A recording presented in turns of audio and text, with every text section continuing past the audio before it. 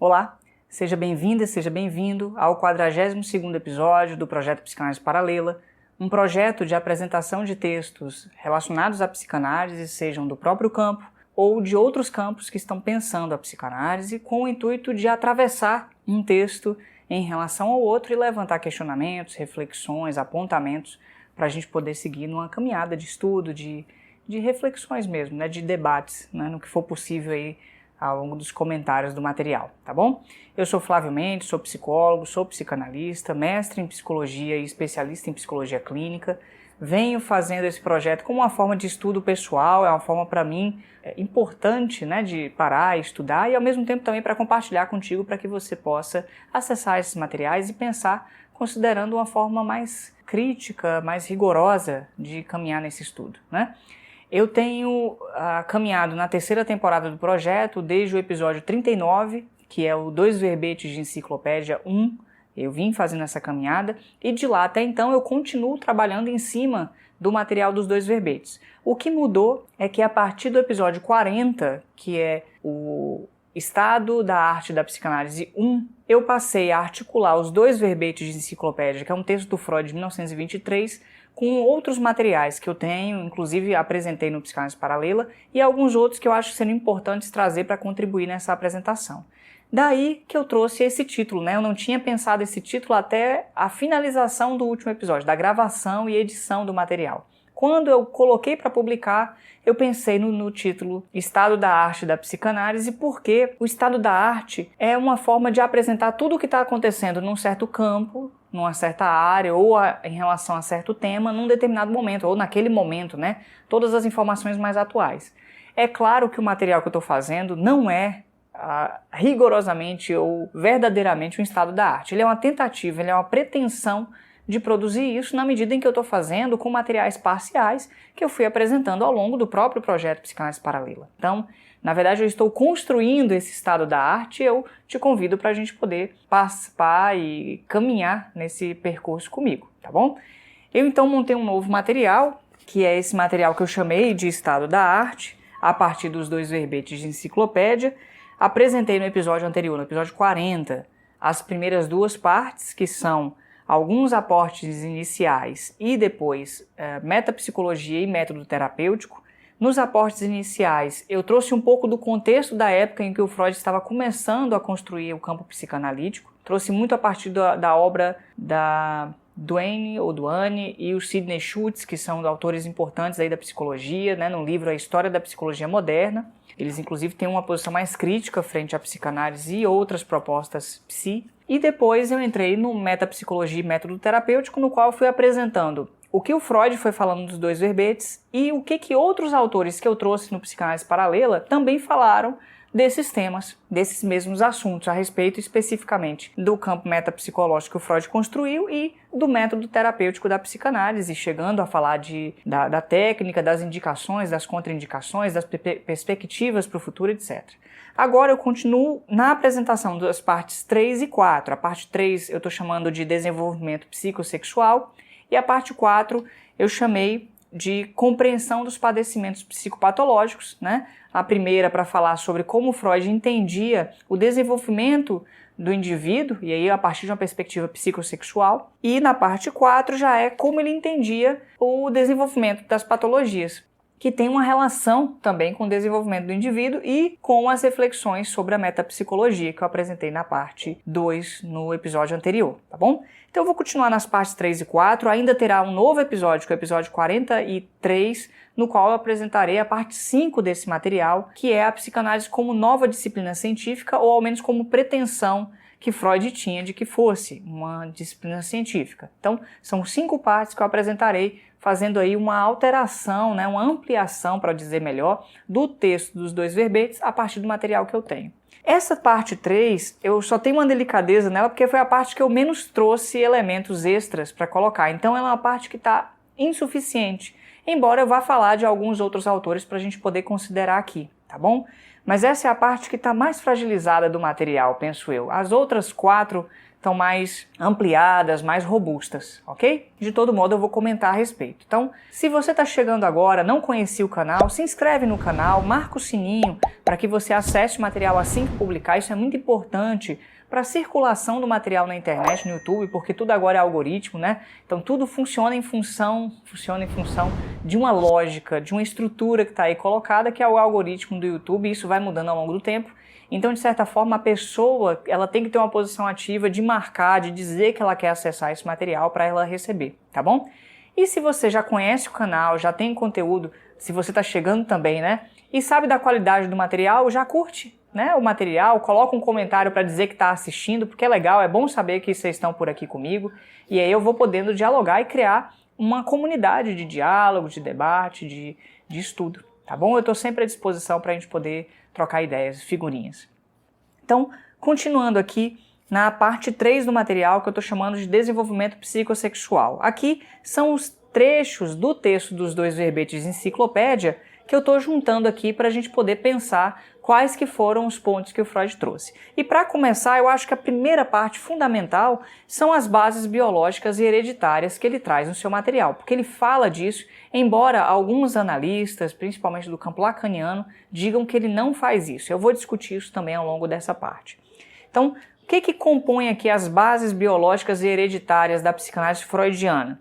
Primeiramente, a função sexual biológica. Ele fala assim, as psiconeuroses são expressão elaborada dos danos antigos dessa função biologicamente tão importante, tão relevante, que é a sexualidade. Então, para o Freud, a sexualidade era uma função biológica e era, inclusive, na sua época, negligenciada pela ciência. Então, ele e outros autores estavam tentando trazer a sexualidade como um tema importante para o campo científico.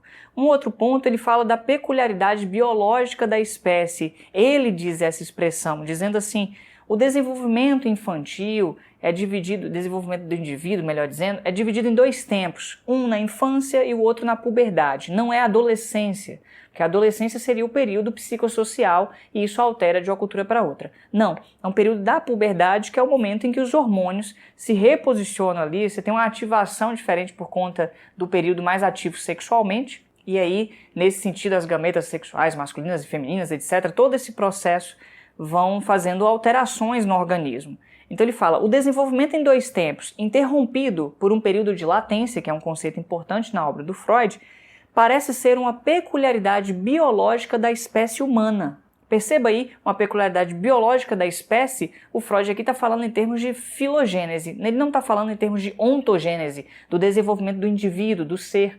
Ele está falando, na verdade, do desenvolvimento da espécie humana. Então perceba aí como tem uma leitura tanto biológica quanto filogenética do indivíduo.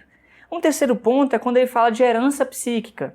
Ele vai falar lá do simbolismo dos sonhos, ele fala a linguagem, a mitologia e o folclore contém abundantes analogias com símbolos oníricos.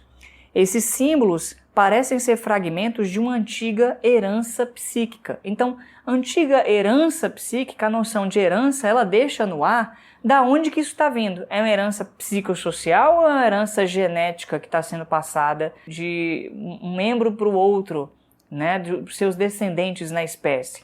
E essa é uma discussão que ele próprio faz em um dos textos, que é a História do Movimento Psicanalítico, falando que, em parte, ele concorda com Jung sobre a importância dos aspectos genéticos e filogenéticos da espécie. Embora ele valorize muito os aspectos ontogenéticos, ou seja, da história individual da pessoa. Então, eu deixo isso como um ponto para a gente pensar. Um quarto e um quinto pontos que estão relacionados é a questão da proveniência. Os aspectos sociais são provenientes de impulsos elementares e animais, e também a noção de que existiria uma pré-história da humanidade em que o Édipo foi importante. Ele fala assim, no momento que ele está discutindo as críticas à psicanálise, ele diz assim, muita gente criticaria a psicanálise dizendo que ela tira o valor e a dignidade dos grandes bens supremos da humanidade, a pesquisa, a arte, o amor, a sensibilidade ética e social. E nesse sentido perderiam o valor porque a psicanálise teria mostrado que elas todas procedem de impulsos instintuais elementares e animais. Então, se a arte, a pesquisa, o amor, a sensibilidade ética e moral, etc., são provenientes de impulsos sexuais e impulsos elementares e que são animais, percebe que o Freud está mais uma vez marcando aí a importância da espécie na constituição do indivíduo e dos seus processos? Ou seja, é naquilo que o indivíduo lida com o que vem da herança genética, da herança filogenética, que faz com que ele vá desenvolvendo um conjunto de processos, seja individuais, sejam eles neuróticos, sejam eles sociais. E aí ele fala também disso quando ele fala do Édipo. Ele diz assim, o significado do complexo de Édipo é tão amplo, segundo ele propõe, entendendo o complexo de Édipo como esse complexo em termos de um conjunto de processos que se produzem no indivíduo em relação às figuras de pai e de mãe, às pessoas que cuidam dele ou dela. Considerando o significado do complexo de Édipo, o Estado, a moralidade, o direito e a religião teriam surgido na pré-história da humanidade, antes da história, enquanto da constituição da humanidade, como uma formação reativa ao Édipo. Percebe? Uma formação reativa ao Édipo é uma formação de uma reação individual ou social àquilo que é recusado, rejeitado, reprimido. Então, no Freud, a base da teoria dele é o indivíduo e a sociedade estão o tempo todo lidando com esses processos que são elementares, animalescos, filogenéticos, pulsionais, sexuais e tentando lidar com eles. Na medida em que consegue-se lidar com eles, outros processos aí mais sublimados vão se produzindo, tanto para o indivíduo quanto para a sociedade. Então, não tem como tirar da teoria do Freud a noção da biologia. Esse é um primeiro aspecto importante nessa parte do desenvolvimento psicossexual. Um segundo ponto aí já é a teoria psicossexual, pelo menos é assim que eu fui nomeando, Para ele construir a teoria psicossexual, ele precisou rever o seu conceito de sexualidade. Por quê? A noção de sexualidade que ele tinha à época era uma noção que reduzia a sexualidade ao sexo, ou seja, do ponto de vista heteronormativo, ou seja, das relações heterossexuais, o sexo ele se reduziria à penetração do pênis na vagina, ou à satisfação sexual visando a reprodução, São esses dois pontos que estão intimamente relacionados. E ele diz assim, foi necessário para pensar a sexualidade infantil dar um passo e ampliar o conceito de sexualidade, para que ele abarcasse mais do que a tendência à união dos sexos, no caso do ato sexual, ou a geração de determinadas sensações de prazer genitais. Para isso, foi-se entendendo que outros elementos também estavam considerados ali como as perversões sexuais, ou seja, os desvios sexuais. O que é um desvio sexual na teoria do Freud? Tudo aquilo que não diz respeito à finalidade da satisfação genital e da reprodução. Ou seja, a masturbação, o contato com outros objetos, o sexo oral, o sexo anal, ou seja, essas outras formas que não visam a genitalidade e a reprodução seriam desvios. E aí, obviamente, isso ampliando. A homossexualidade na época do Freud era entendida como uma perversão sexual e várias outras formas. Ao longo do tempo isso foi mudando. A partir então dessa nova concepção da sexualidade foi possível juntar na vida sexual infantil, tanto a vida normal, que dizia respeito ao apontamento para a sexualidade genital, quanto também a vida perversa, que são esses outros elementos, todos em um só conjunto. Eu até falei no episódio anterior que um dos grandes méritos do Freud foi juntar, eu falei isso também nos episódios dos dois verbetes, o 39 e o 40, foi juntar em grandes conjuntos aquilo que era considerado normal e aquilo que era considerado anormal, desviante, patológico, etc. O mérito imenso do Freud é entender que essas coisas não são tratadas em separado, elas não são antagônicas, elas na verdade compõem o mesmo conjunto e estão ali relacionadas. Ou melhor, mesmo que elas sejam antagônicas, elas fazem parte de um mesmo grande conjunto e precisam ser consideradas em sua completude, para falar assim, E eu trouxe alguns trechos, 2 materiais na verdade, para pensar esse conceito de sexualidade. O próprio Freud, lá em 1905, foi lá no Psicanálise Paralela 21, do fragmento da análise de um caso de histeria, ele diz assim, conversando com os médicos, para que os médicos não fujam da discussão das perversões, Precisamos aprender a falar sem indignação sobre o que chamamos de perversões sexuais. As perversões sexuais são transgressões da função sexual na esfera do corpo e no objeto sexual, ou seja, na relação com o próprio corpo e na relação com o objeto sexual, com o outro corpo, com os objetos, etc. Então perceba que a transgressão é a perversão, não é a maldade em si, a loucura, o ódio, a psicopatia, não é nada disso. A perversão no Freud era isso, os desvios, as transgressões. Mesmo, olha o que ele fala, mesmo as perversões, ou melhor, a perversão que é mais repelente pra gente, ou seja, o amor sensual de um homem por outro, não só era tolerada num povo culturalmente mais avançado, tão superior quanto o nosso, que eram os gregos, quanto também tinha um papel social muito importante. Então perceba que o Freud entendia ali que a homossexualidade era algo repelente, uma perversão a se repelir.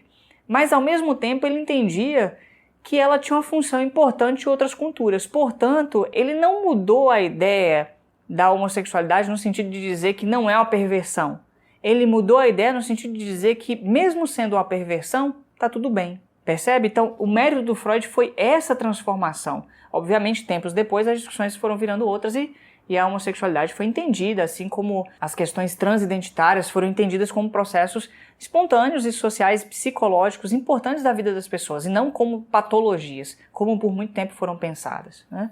E ele diz assim, na vida sexual de cada um de nós, ora aqui, ora ali, todos transgredimos um pouquinho os estreitos limites do que se considera normal. Então esse é o grande mérito, do meu ponto de vista, a leitura freudiana sobre os fenômenos aí importantes que ele trazia. É que ele estava tentando tirar o véu que encobria esses fenômenos como algo ruim, algo que não deveria ser tratado, etc. Ele não disse que era necessariamente bom, ele não trouxe para o campo da normalidade. Ele, na verdade, trouxe para o campo do conjunto com a normalidade. Então tudo isso tem que ser considerado. Eu falei sobre isso também, eu vou falar daqui a pouco também, a relação entre normalidade e patologia, que o Freud também fez o mesmo movimento. Um outro material é o do Birman, no Psicanálise Paralela 38, o ensaio sobre estilo em psicanálise, que ele diz assim, as teses que o Freud tem no texto do caso Dora, o fragmento da análise de caso de histeria, e os 3 ensaios sobre a teoria da sexualidade, são muito parecidas, são as mesmas até. Ele ali estava delineando o campo da sexualidade como um campo legítimo do sujeito. Perceba, eu já tenho falado que o material do Birman é um material que mistura a teoria do Freud com a do Lacan. Então ele usa a noção de sujeito, que é muito presente no campo lacaniano, com as noções freudianas. Eu preciso falar isso para você para que você tenha noção do que eu estou trazendo aqui, para não misturar uma coisa com a outra, tá? Vai ficar muito evidente isso aqui. Ele diz assim, porém, para ele sustentar essa formulação com radicalidade, o discurso freudiano teve de opor os registros do sexo e do sexual. É isso que eu falei agora há pouco, de fato. Ele estava distinguindo o que é o sexo, enquanto o sexo do ponto de vista heteronormativo, a penetração das genitálias, etc. E o sexual, que é, na verdade, a amplitude desses processos juntamente com as transgressões sexuais e os desvios todos. Só que o Birman continua de um jeito que não faz sentido. Ele diz, de maneira que pudesse retirar a sexualidade do campo do corpo biológico. Eu acabei de mostrar para vocês como que há pouco o próprio Freud, nos 2 verbetes de enciclopédia, um texto muito importante porque ele faz um estado da arte da psicanálise naquele momento, basicamente é isso, ele estava dizendo ali o quanto que os processos sexuais estão sim intimamente relacionados aos processos biológicos. Só que na teoria do Lacan, não. O Lacan ele fez uma distinção da sexualidade e da biologia a partir das questões discursivas, a partir da sua teoria do real simbólico imaginário, dialogando com Foucault, dialogando inclusive, na verdade ele não dialogou, mas Judith Butler dialogou com ele. Então o campo que o Lacan foi para uma outra via. Mas aqui o Birman ele está misturando o Freud com o Lacan. E se a gente não conhecer a teoria de um e de outro, a gente se confunde nessa mistura, tá? Ele continua dizendo então, para isso o Freud então foi empreendendo a construção positiva do conceito de sexualidade, mas ele teve que fazer um trabalho de negativação do conceito de sexualidade da sua época. Então ele foi criticar o campo da sexologia para propor uma nova concepção.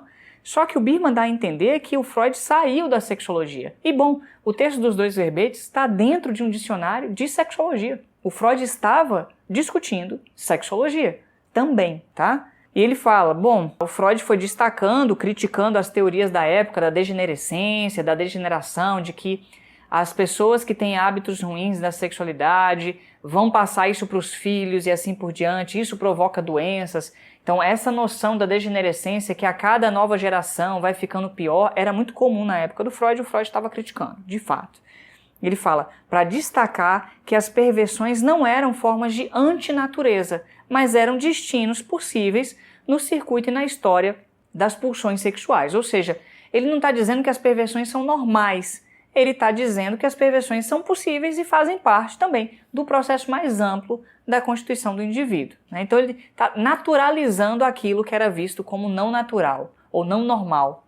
Dessa maneira, então, ele fez uma inversão fundamental e até propôs que a perversão era uma modalidade originária da existência do sexual, quando ele disse que na criança a sexualidade dela é perverso polimorfa, ou seja, é desviante, é transgressora e com muitas formas. E é ao longo do desenvolvimento da criança que a sexualidade vai se fixando em determinados pontos. Portanto, a teoria do Freud não é uma teoria que diz que a orientação sexual está dada ao nascer. Ela se fixa ao longo do desenvolvimento da infância. Tá?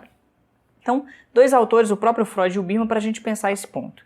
Seguindo, um outro tópico importante na parte do desenvolvimento psicossexual é a diferença que o Freud foi fazendo no texto entre o trauma psíquico baseado na sedução e no abuso sexual e a atividade de fantasia com base nas fantasias que a criança vai construindo ao longo do seu desenvolvimento, e isso vai marcando a experiência do adulto.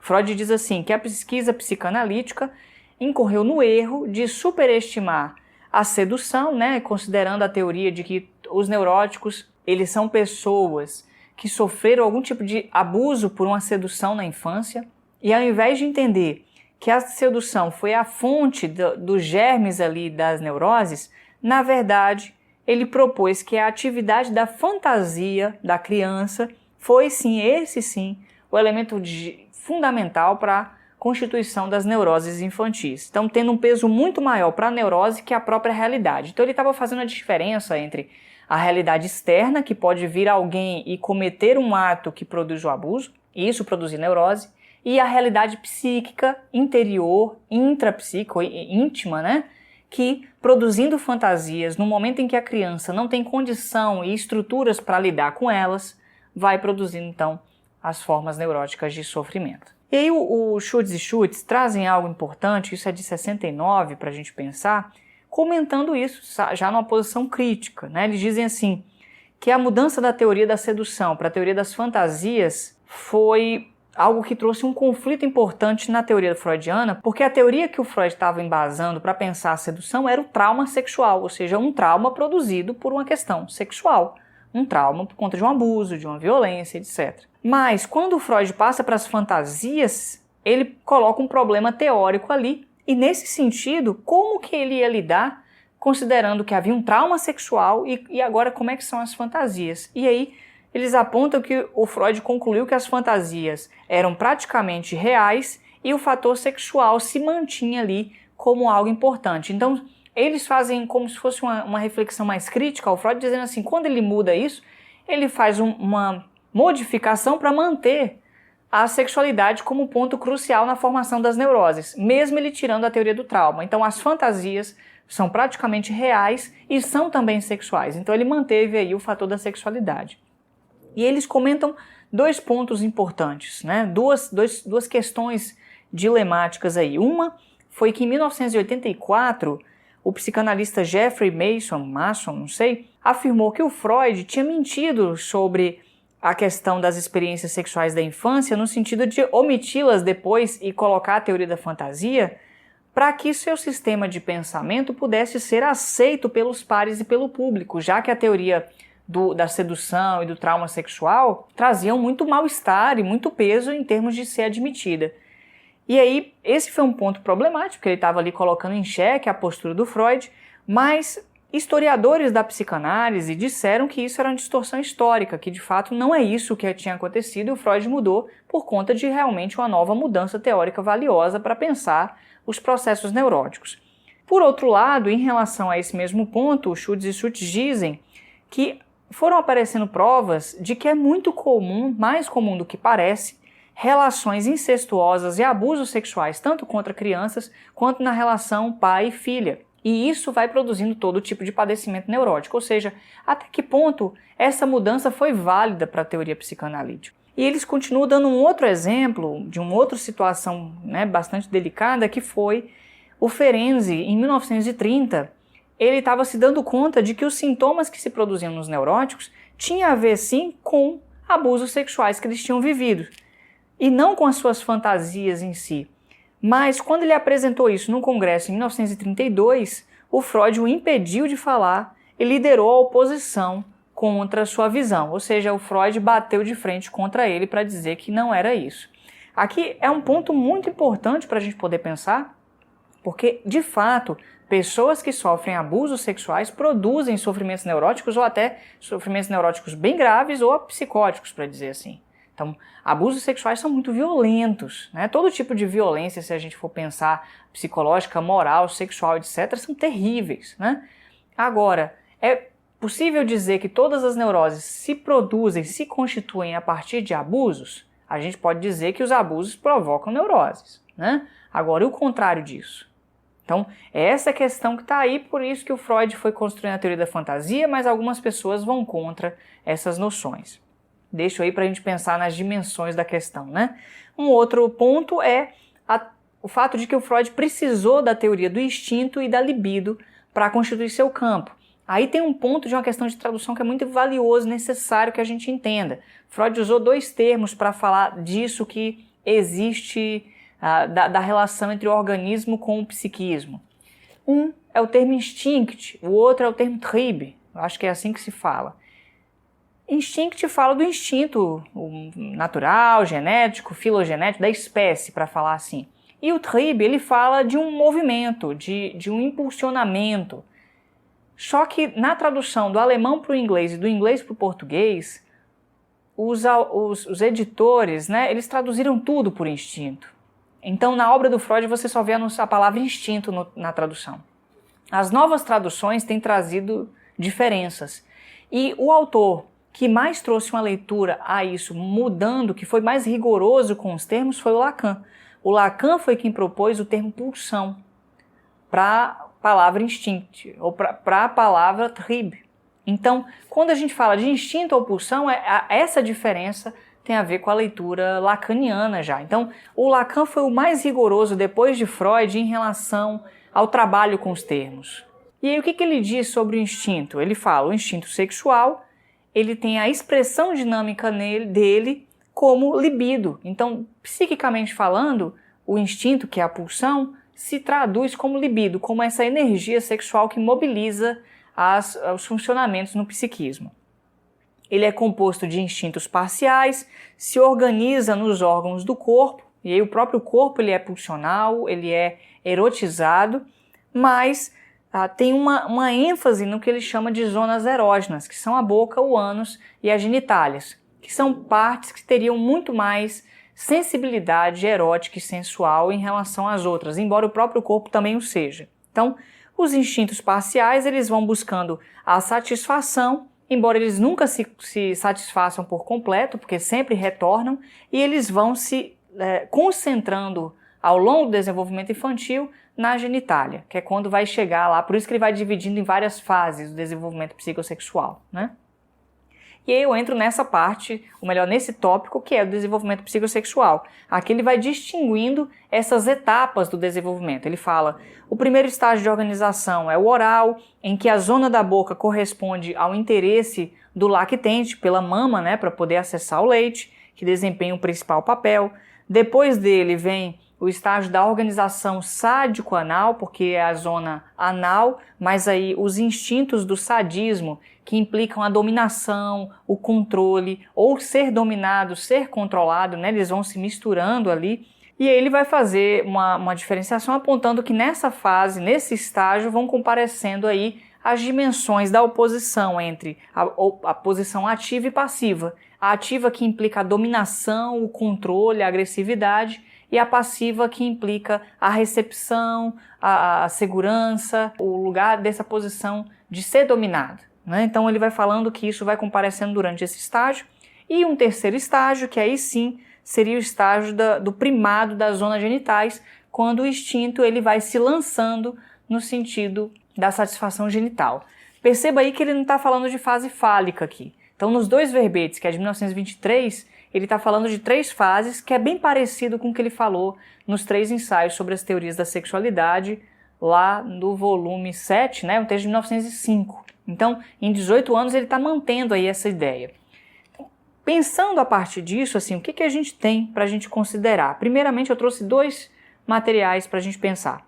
Um é de um outro texto dele, também desse ano de 1923, que é o texto Organização Genital Infantil, uma interpolação à teoria da sexualidade, no qual aí sim ele aponta a presença da fase fálica. Ele vai dizer então, da fase anal para a fase genital existe um outro estágio ali se produzindo para ambos os sexos, que é o reconhecimento do falo. Portanto, não há mais uma primazia da genitalidade, mas uma primazia do falo.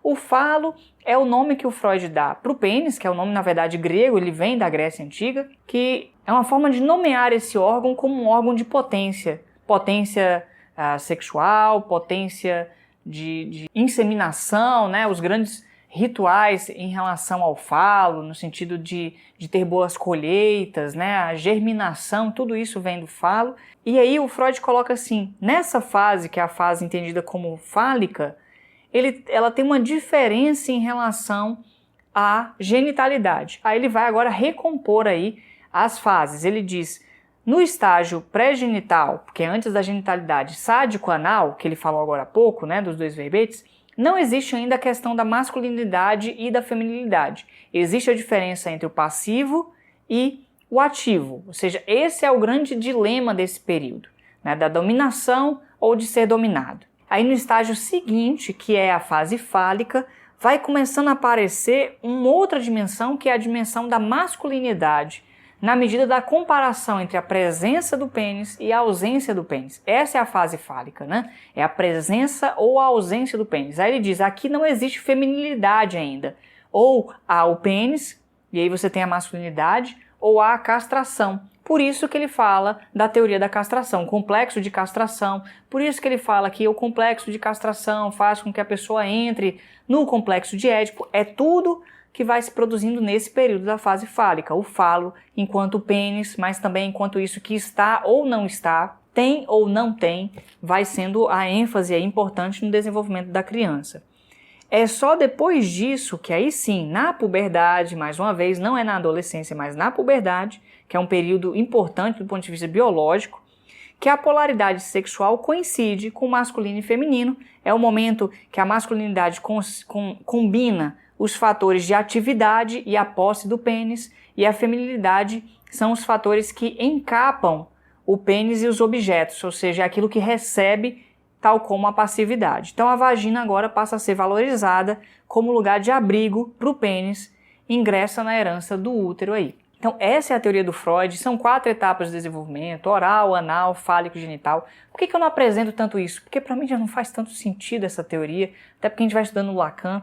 Mas aqui é importante mostrar, eu vou até falar logo de 2 dimensões, eu não apresentei no Psicanálise Paralela, mas eu tenho uma live sobre o complexo de Édipo, ou Édipo, para Freud, Melanie Klein e Lacan, que ali é nítida a diferença desses 3 autores. A Melanie Klein vai dizer que a criança, desde o início da sua vida ali, quando ela passa a ter noção das coisas, ela já entende o que é um pênis, o que é uma vagina. Não é que nem o Freud falou, que só vai entender o que é a vagina lá na puberdade, que não faz sentido nenhum.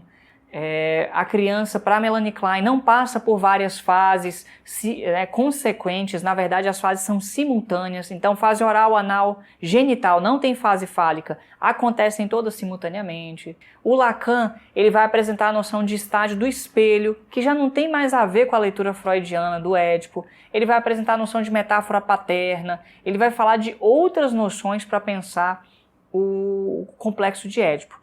E isso é tão importante porque, assim, como lidar com isso, sendo que são teorias dentro do campo da psicanálise extremamente diferentes, né? Do ponto de vista científico, a gente tem um grave problema, porque a gente precisaria aí articular essas teorias, contrastá-las, avaliá-las para ver qual delas ficaria, quais as modificações necessárias, etc. Na psicanálise, as 3 foram se mantendo, tanto que eu estou aqui apresentando para você, mas eu estou apresentando com o intuito de diferenciar, não com o intuito de dizer, olha, é isso aí mesmo. Não é isso que eu estou te mostrando. Não, presta atenção, conheça, mas entenda as diferenças, entenda os limites, os problemas, os desafios, né? E aí tem um outro material que é o do Lacan, lá em 66, é parcial, porque é um material do Lacan. Lacan falou muitas coisas sobre o desenvolvimento, etc. Fez muitas críticas, inclusive, mas está lá no Psicanálise Paralela 13, ele dizendo assim, em suma, reencontramos aqui o sujeito do significante. Sujeito é o grande conceito aí na teoria do Lacan. Ele é severamente distinto do indivíduo biológico e também de qualquer evolução psicológica classificável como objeto de compreensão. Ele diz respeito à função da linguagem na teoria.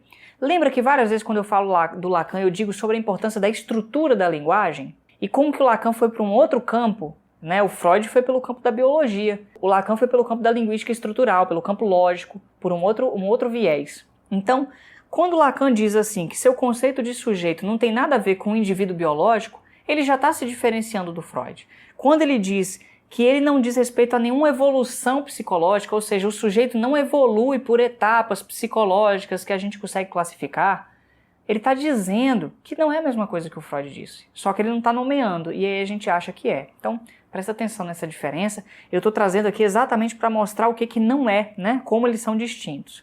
E aí, um outro ponto importante nessa parte é a própria noção de complexo de Édipo. O Freud diz assim no texto dos 2 verbetes, né? Nos primeiros anos da infância, produz-se uma confluência dos impulsos sexuais, cujo objeto no garoto é a mãe. Então, seus impulsos sexuais se voltam para a mãe amorosamente, sensualmente, né? A criança vivendo como uma criança vive, da mesma maneira que vão se produzindo um conjunto de atitudes de rivalidade e hostilidade em relação ao pai. E isso tudo, o conteúdo aí é chamado de complexo de Édipo, um conjunto de processos da relação da criança frente ao seu pai e sua mãe, seus cuidadores. E isso é de máxima importância na configuração final da vida amorosa em todas as pessoas. Então, perceba ele falando assim, todas. O Freud tinha uma noção de querer universalizar sua teoria a todo custo. Então, o complexo de Édipo, o que comparece, o que se produz nele vai influenciar, ele se torna um protótipo da vida amorosa das pessoas, né? Ele falou disso também, sem falar ainda de complexo de Édipo, porque a noção de complexo veio da teoria do Jung, em 1905, no texto Dora, lá no fragmento da análise de casos de histeria, eu apresentei no Psicanálise Paralela 21. Ele diz assim, eu aprendi a ver nas relações amorosas inconscientes entre pai e filha, e entre mãe e filho, uma revivificação dos germes dos sentimentos infantis. Expus que em tenridade a atração sexual se faz sentir entre pais e filhos e mostrei que a lenda de Édipo, olha aí, ele já estava pensando nisso, deve ser considerada como uma elaboração poética daquilo que acontece no caso das crianças constitucionalmente destinadas à neurose.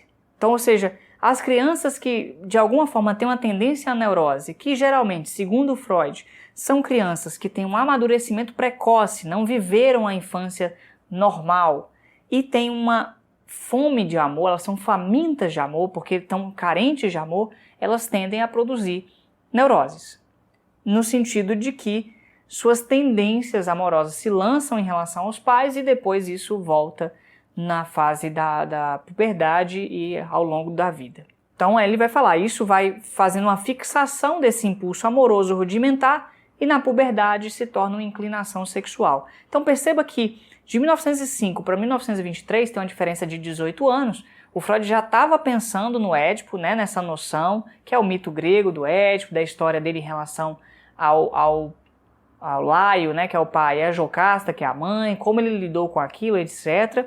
E o Freud trouxe isso para pensar as relações amorosas no contexto familiar. Só que a noção de complexo só passa a existir a partir do contato dele com Jung, porque é o Jung que construiu a concepção de complexo aí, tá bom? Então, mais uma vez é isso, assim, aquilo que eu falei no tópico anterior. A Melanie Klein tem outra noção do complexo de Édipo, o Lacan tem outra noção. Eu apresentei no episódio passado o Jonathan Shedler dizendo, no episódio 19, se eu não me engano, do Psicanálise Paralela, que a psicoterapia psicodinâmica não trabalha com a noção de Édipo, de complexo de Édipo, trabalha com a noção das teorias do apego, que é uma parte da teoria psicanalítica que caminhou por outra via. Então diz respeito aos apegos, não à noção do amor pela mãe, o ódio pelo pai, etc.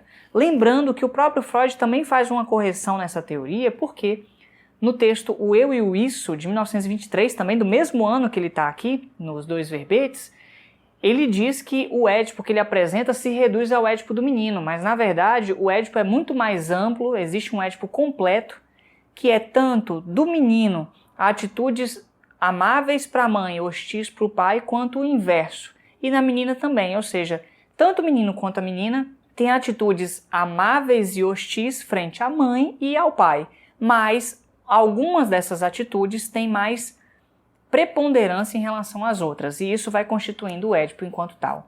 Por isso que ele vai falar de bissexualidade infantil, por isso que ele vai falar de perversão polimorfa, etc. Então perceba que o Freud ele tem uma tendência a juntar coisas, ele vai ampliando as coisas, né? Ele acaba não excluindo, ele vai só ampliando. E um último ponto nessa parte é aquilo que eu falei anteriormente sobre o período de latência e o desenvolvimento em 2 tempos da sexualidade. Então ele fala, né, que o período inicial da vida sexual se conclui mais ou menos pelos 5 anos de idade, é substituído por um período de latência, onde as coisas ficam inconscientes, né, os processos são reprimidos, e nesse momento são edificadas as restrições éticas, a formação protetora contra os impulsos e desejos do complexo de Édipo, que ele, nesse mesmo ano, no texto Eu e o Isso, escreveu e chamou de supereu, ou superego. Ou seja, no final do período do complexo de Édipo, entrando no período de latência, né, vai se produzindo ali, construindo o supereu, e ele vai fazer parte desse conflito de forças entre o eu e o isso. No período seguinte da puberdade, não é da adolescência, mas da puberdade, o complexo de Édipo tem uma revivescência, ele volta no inconsciente e vai ao encontro de novas transformações, se voltando ali para a genitalidade em sua plena intensidade, mas a direção já foi determinada pelo florescimento infantil. Então perceba que a teoria do Freud não é uma teoria em que, primeiro, a pessoa já nasce sexualmente orientada, segundo, a pessoa não vai desenvolver isso por muito tempo, ela tem um período específico que é na infância e isso se atualiza na puberdade, e é isso, ou seja, nem vai se mudando ao longo do tempo quanto parecia, nem é fixo desde o nascimento, ok? Eu trouxe aqui, como eu falei que é a parte mais empobrecida, menos robusta, você vê que eu estou falando de poucos autores extras, porque realmente eu não apresentei tanto sobre isso no Psicanálise Paralela. Se você tiver no curso Dossiê Lacan, vai lá nas aulas sobre o Édipo, que ali eu coloquei umas 9 aulas sobre o Édipo. No Freud apresentei o esquema muito massa, apresentei um tanto de coisa ali, falei sobre Melanie Klein, falei sobre o Lacan, óbvio, porque é a proposta do curso, falei de Frantz Fanon, né? Falei de Judith Butler, a Deleuze-Guattari, algumas críticas que foram feitas. Aqui eu não vou fazer, eu deixo aí como um extra para quem quiser, vai lá no curso Dossiê Lacan ou vai na live o Édipo para Freud, Melanie Klein, Lacan, tá bom? Mas aqui eu vou trazer algo que o Schultz e Schultz trouxeram. Eles dizem assim: embora o pensamento de Freud sofresse diversas influências, não podemos nos esquecer da sua genialidade, assim como de todos os demais fundadores de escolas psicológicas, porque ele, com base nas suas habilidades de unir as tramas, ele conseguiu criar um coerente sistema. Isso é um mérito muito importante da obra do Freud. Ele conseguiu articular desenvolvimento infantil com processos psíquicos inconscientes, que é a metapsicologia, né, topografia, do ponto de vista econômico e dinâmico, com funcionamento e padecimentos neuróticos, com entendimento de atos falhos, xistes, sintomas. Então é um sistema extremamente coerente, obviamente tem brechas, tem problemas, tem dificuldades, até por ser um sistema amplo e coerente, né? Ele tem problemas com a ciência, porque como provar tudo isso, e aí Schultz e Schultz vão falar disso aqui, né? Eles falam assim, mas há algumas questões a ver aqui. Primeiro, sobre o tema do sexo, eles não falam de sexualidade, o Freud diferenciou, eles estão falando sobre o tema do sexo. Freud não foi assim esse grande inovador, porque na época dele já havia uma abertura, na época vitoriana ali na Europa, para poder conversar sobre a sexualidade e tratar nos hábitos culturais e também nas pesquisas. Então Freud não trouxe isso. Entretanto, Freud estava atendendo pessoas da alta classe média. Então, ali, na alta classe média, havia muitos pudores, e ele estava tratando essas pessoas, né, que são mulheres, geralmente aí pensando heterossexuais, brancas, de uma condição socioeconômica muito maior, etc. Então, era um período que não faz sentido atribuir somente ao Freud, né? Um outro ponto foram feitas pesquisas entre as décadas de 30 e 40 para avaliar experimentalmente os conceitos freudianos, e os resultados foram muito questionáveis, né? Tanto foram ruins como questionáveis do ponto de vista da metodologia, né? Foram criticados como se fossem muito tendenciosos. Entretanto, anos depois, uma pesquisa maior foi realizada com 2.500 estudantes para examinar a credibilidade científica das formulações do Freud. O que eles identificaram ali? Eu vou falar só a que dizem respeito à sexualidade. Tem outras sobre os sonhos e outras manifestações, mas eu vou falar aqui sobre esse tópico da parte 3, tá? Algumas características da personalidade oral e anal, ou seja, das fixações na fase oral ou anal, foram comprovadas. A ansiedade de castração também, esse medo da perda do falo, pelos meninos principalmente. Alguns aspectos do complexo de Édipo nos meninos, por exemplo, a rivalidade com o pai e as fantasias sexuais com a mãe, que é o basicão do complexo de Édipo, então isso foi comprovado nessas pesquisas. E o que não foi confirmado nelas? Aqui, a ideia de que a resolução do Édipo pelo menino, entrando no período de latência, faz com que ele se identifique com o pai e aceite seus padrões de superego por medo, então isso não foi confirmado. A ideia de que as mulheres têm uma concepção inferior de seus corpos, com um padrão de superego menos severo do que os homens, e consideram mais difícil alcançar uma identidade feminina, também foi questionado, não foi confirmado, né? Você percebe que, assim, quer queira ou não, a teoria do Freud é marcada por um machismo muito grande, no sentido do Freud dizer que as mulheres têm inveja do pênis, né? De que as mulheres precisam passar pela maternidade para que elas constituam a feminilidade. Então é muito questionável tudo isso, mas à sua época isso fazia parte das discussões ali daquele momento. Então ele trouxe novas reflexões, mas ele também estava marcado pelos mesmos padrões da sua época. Então eu acho que considerar o Freud a partir desse duplo olhar é fundamental para que a gente não caia nas radicalidades, né, de achar, ele era isso, era aquilo. Não, ele tem os dois lados e a gente precisa reconhecer essa complexidade. É esse o mérito do Freud, ele reconhecer os dois lados das pessoas, ao invés de reconhecer só um, né? Ao invés de dar ênfase somente em um. O lado positivo. Não, é reconhecer a podridão, a dureza, a agressividade, a crueldade, como eu falei no episódio passado, lembrando do Jacques Derrida. A psicanálise reconhece a crueldade, e isso é importante, né? E aí, outras pesquisas foram feitas, né? Eu vou até citar aqui rapidamente, né? Falando que identificou que, de fato, há muitas influências dos processos inconscientes nos pensamentos, emoções e comportamentos, mas aqui o Schultz e Schultz dão muito mais ênfase para a teoria cognitiva, porque eu acho que eles bebem muito mais da fonte da teoria cognitiva. Também foram confirmados mecanismos de defesa do eu para lidar com seus conflitos, né? Repressão, negação, identificação, projeção, deslocamento. Eu não vou explicar aqui porque eu não tenho um estudo sobre isso. Isso aqui faz mais parte da teoria da Anna Freud, né? Quem sabe em outro momento não venha também para o projeto. Os lapsos freudianos apontam de fato para conflitos e ansiedades inconscientes, né? Então isso também é importante. Então ficam aí aspectos que vão mostrando que o mais importante ali é que existem elementos e conceitos freudianos que podem ser postos, né, na possibilidade de análise científica e experimental. Eles podem ser reduzidos a proposições para serem testadas. Nem todos, nem tudo é possível, mas existem vários que são possíveis de se fazer. Então, trazendo aqui, lembrando que no Lacan tem diferenças, na Melanie Klein tem diferenças, no Shadley tem diferenças, ou seja, em vários outros psicanalistas há diferenças em relação a essa teoria que o Freud construiu, tá? E eu acho que a gente precisa pensar nisso, assim, o que vem pela frente, como que a gente está trabalhando com essas teorias hoje, né?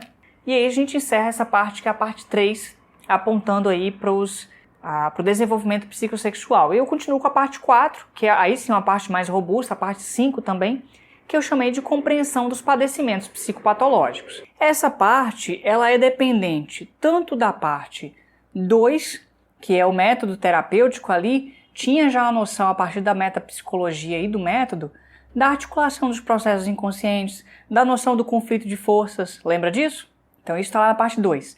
E também está relacionada à parte 3 que eu apresentei agora do desenvolvimento psicossexual. Então aí vai percebendo que todo o campo freudiano, ele tem uma estrutura, uma articulação. É diferente quando eu falo de estrutura no campo lacaniano, que é uma estrutura simbólica, uma estrutura da linguagem. Aqui eu estou falando de estrutura enquanto um sistema, tá? Uma rede de articulações, que isso também tem a ver com a noção lacaniana, mas é para você entender que eu não estou falando do Lacan aqui, eu estou falando de estrutura no sentido de uma rede, de uma organização dos conceitos, tá bom? Isso é muito importante porque o Freud não usou a mesma noção de estrutura que o Lacan.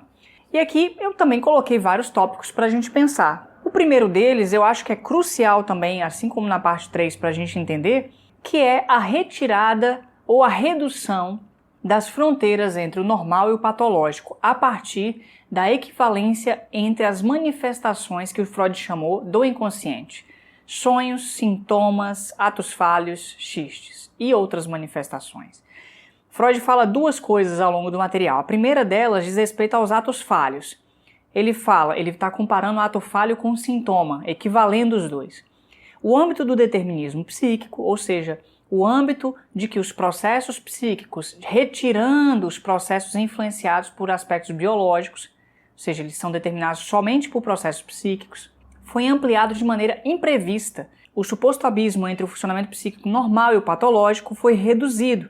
Em muitos casos foi possível entender o jogo de forças, as forças dinâmicas de conflito psíquicas que imaginavam existir por trás dos fenômenos. Ele está comparando atos falhos com os sintomas.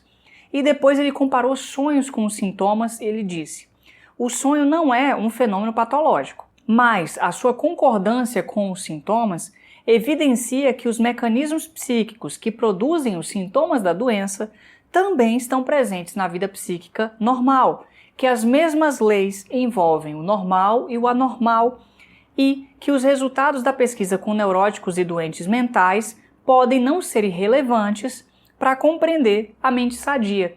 A mesma coisa que eu falei agora há pouco sobre a relação entre a sexualidade normal e a sexualidade perversa, ou seja, Freud juntou no mesmo grande pacote, ele fez com as relações entre o normal e o patológico, entre os processos psíquicos normais e os padecimentos psíquicos. Isso é muito valioso, porque ele está aqui equivalendo e dizendo: podemos usar uns para pensar os outros, eles não estão cada um de um lado. E aqui eu trouxe vários autores para a gente pensar, alguns para pensar a relação entre o normal e o patológico, e outros para pensar nessa equivalência entre sintoma, sonho, ato falho e xiste, tá bom? Começando por aqueles que falam do normal e patológico, lá no episódio 26, o próprio Freud, no texto Determinismo, Crença no Acaso e Superstição, que é o último capítulo do Psicopatologia da Vida Cotidiana, ele está concluindo o seu trabalho. Aí ele diz assim: só poderemos ter uma visão correta e singular do trabalho psíquico que produz tanto atos falhos quanto sonhos e sintomas neuróticos, entendendo que, na histeria e na neurose obsessiva, repetem-se os mesmos mecanismos e as características essenciais desse modo de trabalhar, ou seja, sonhos, atos falhos e sintomas. A gente estava aqui em 1901, 22 anos antes, era o comecinho da psicanálise, então ele já estava ali apontando que esse é o ponto de partida para o prosseguimento das nossas investigações. E aí a conclusão que na época do episódio 26, eu falei assim, caramba, que conclusão incrível, assim. Ele fala isso: se os compararmos aos produtos das psiconeuroses, os sintomas neuróticos, compararmos os atos falhos, os sonhos, duas afirmações frequentemente repetidas. A saber que a fronteira entre a norma e a normalidade é fluida. 2.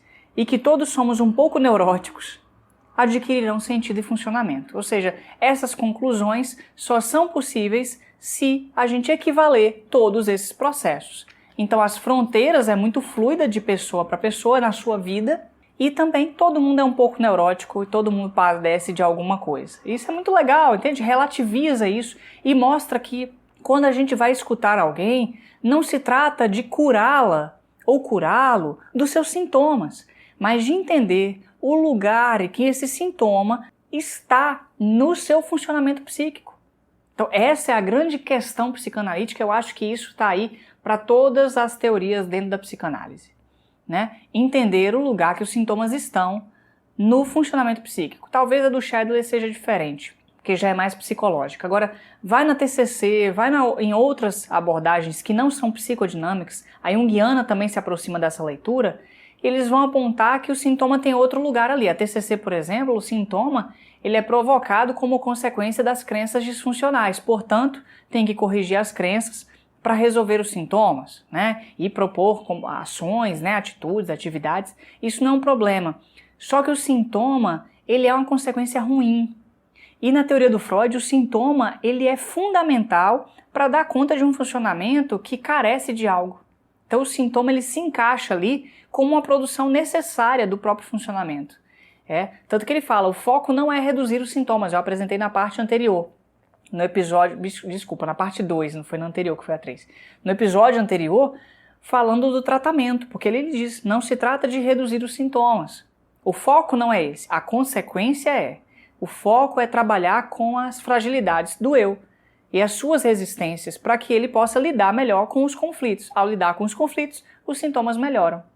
Dá para entender?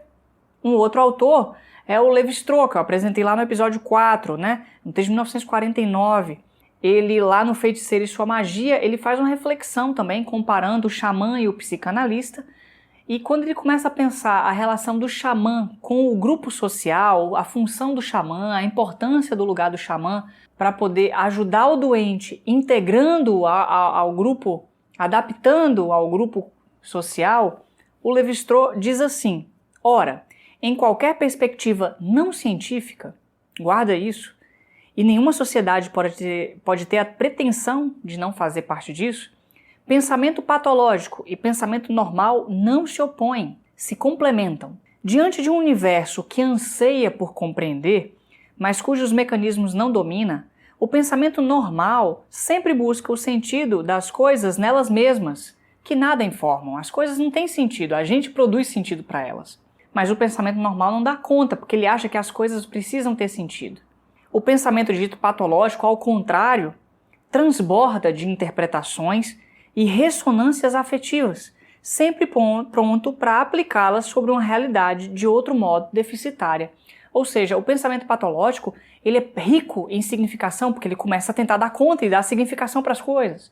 Então, nesse sentido, o pensamento normal e o patológico se complementam, mas não na perspectiva científica.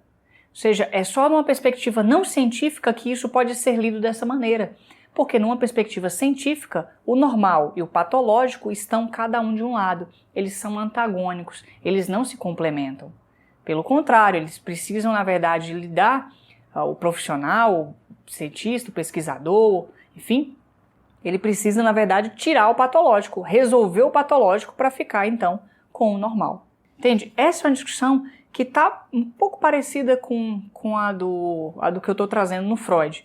Tem uma outra que eu não apresentei no Psicanálise Paralela, mas que é muito importante, que é a do Georges Canguilhem, que eu acho crucial. Se você é da medicina, se você é da psicologia, é da área da saúde, por favor, leia Georges Canguilhem, vá procurar o livro dele, não sei se está aqui fácil, está lá em cima. Vá procurar o Normal e o Patológico para você ler, sabe? Leia o livro O Normal e o Patológico. É crucial, é muito importante. Eu vou aqui dar só um trechinho para pensar. Ele diz assim, se o normal não tem a rigidez de um fato coercitivo coletivo, ou seja, um fato coletivo que é coercitivo, está lá dado, vem de fora, mas a flexibilidade de uma norma que se transforma em sua relação com condições individuais, o limite entre o normal e o patológico fica impreciso. Porque se for um fato coercitivo que diga isso é normal, isso é patológico, aí realmente não tem como lidar com isso.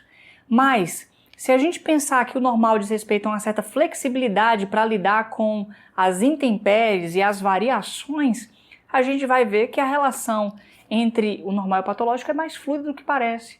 Por exemplo, quando eu digo que a pressão arterial normal é, 12/8, eu estou pegando, na verdade, um conjunto de estudos sobre as pessoas, classificando elas como um tipo específico e tirando a média disso.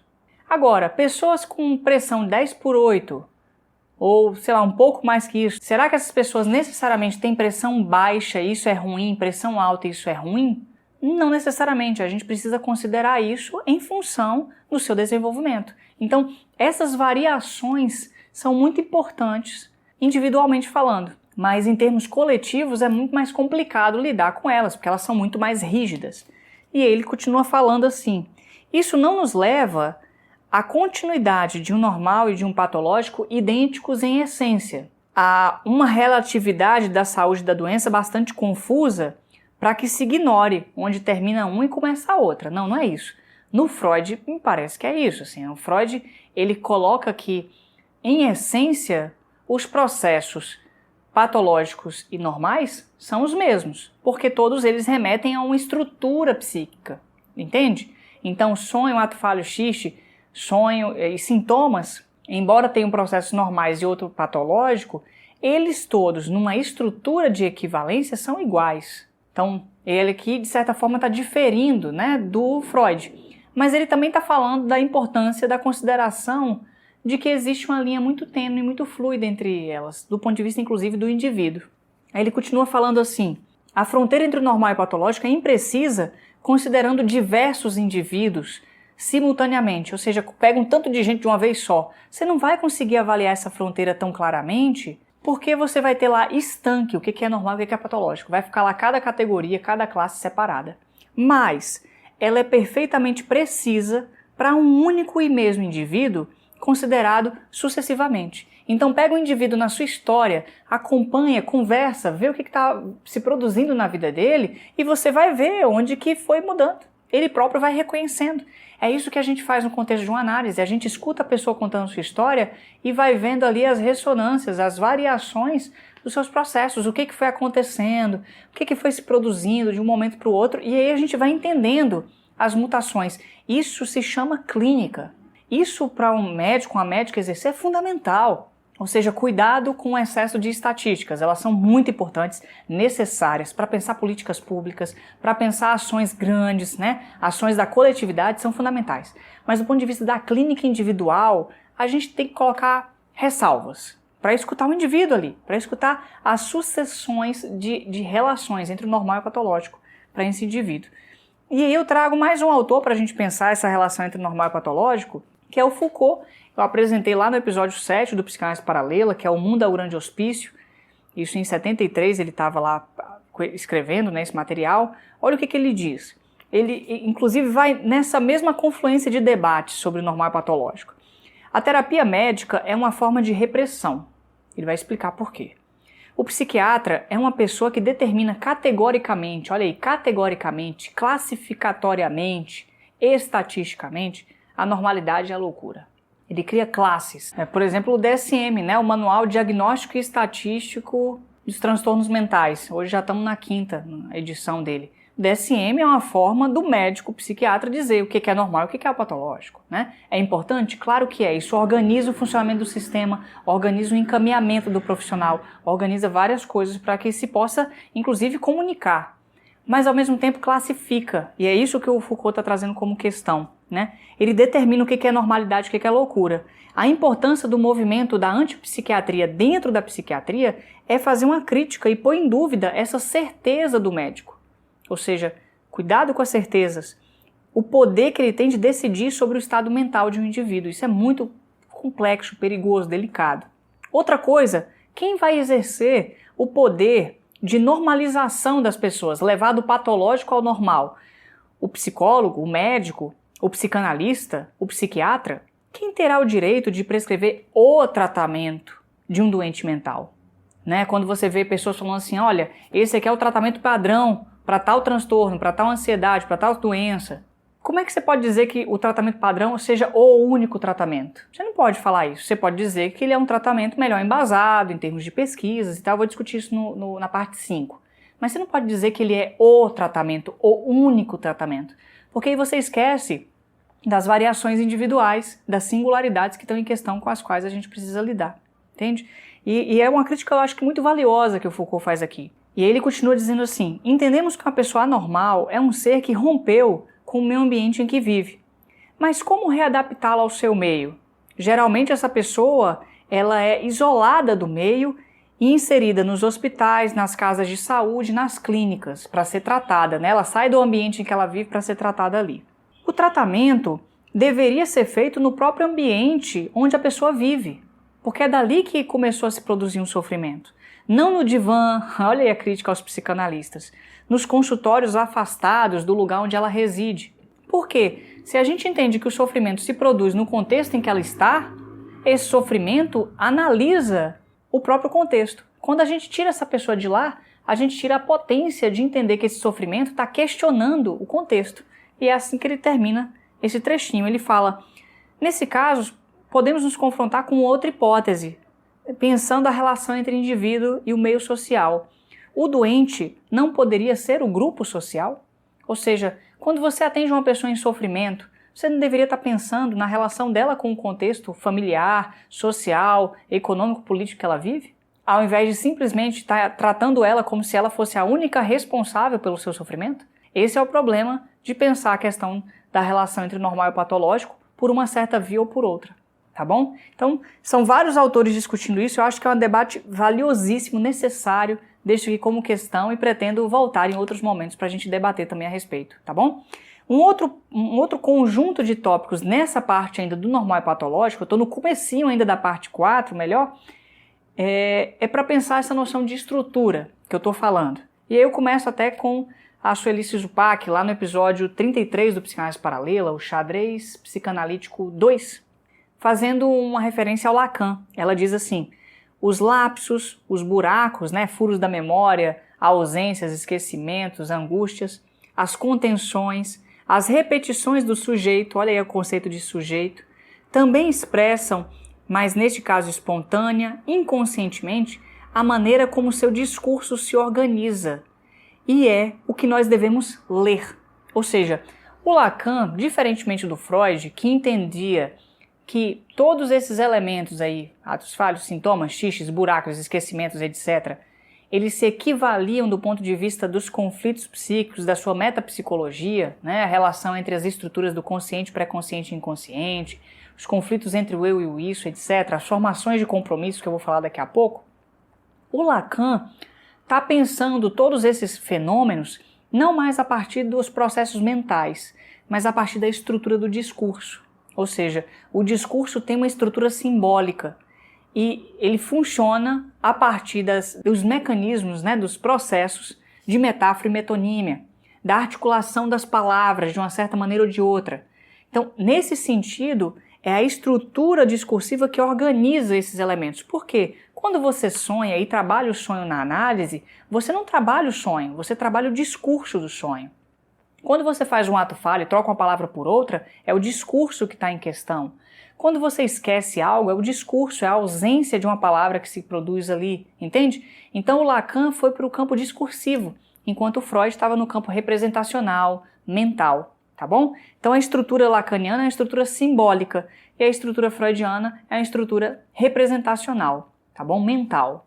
Isso aqui já é importantíssimo, aqui é uma diferença imensa, O Chaim Katz também faz uma discussão sobre esse ponto, ele resgata o caso Dora lá no episódio 34 do projeto, foi o primeiro, foi o Freud e o caso Dora, a histeria 1. Ele diz assim, que o Freud, para escutar a Dora, ele fez a partir de uma nova leitura, de uma nova proposição.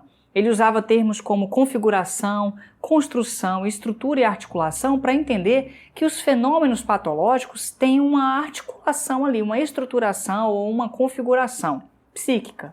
Os sintomas serão organizados, então, em função dessa estrutura, não a estrutura no Lacan, que a gente já discutiu, eu falei disso na live sobre o simbólico em Lacan, tá? E ele fala, qualquer coisa que sai dessa estrutura não é trabalhada pelo analista, só vai sendo trabalhado aquilo que pode ser lido no contexto dessa estrutura. Ele vai explicar, obviamente, o que é essa estrutura que dá um critério de verdade para aquilo a que se refere. Ele vai dizendo assim, essa estrutura tem 6 características.